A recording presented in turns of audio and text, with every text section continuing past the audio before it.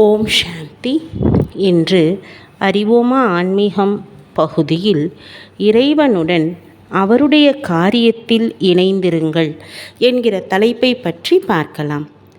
இறைவன் பரமாத்மா, மேலும் உலகில் உள்ள அனைத்து ஆத்மாக்களுடைய பரம தந்தை ஆவார்.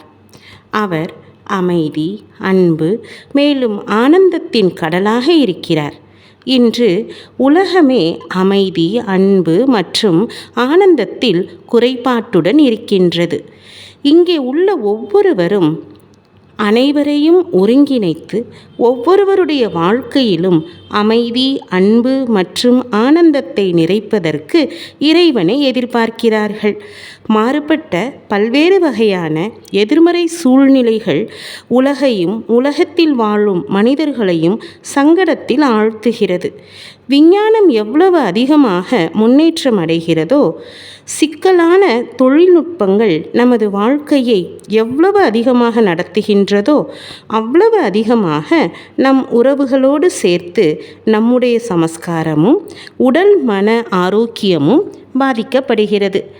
நமக்கு இதிலிருந்து ஏன் மீள முடியாமல் இருக்கிறது?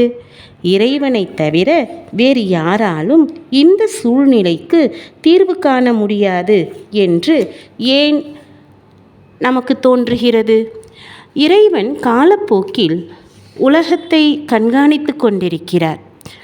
உலகத்தில் திருத்தம் தேவைப்படும் போது அவர் தலையிட்டு தேவையானதை சிறப்பாக செய்கிறார்.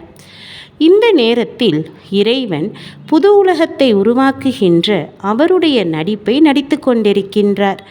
இப்பொழுது அவருக்கு மனிதர்களுடைய உதவி தேவைப்படுகிறது.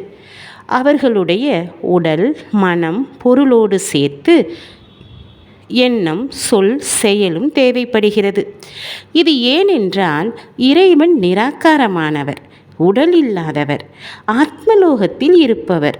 மனித ஆத்மாக்கள் இந்த உலக நாடகத்தில் இந்த பூமியில் இருந்து கொண்டு அவரவர் நடிப்பை உடல் மூலம் நடித்து கொண்டிருக்கிறார்கள்.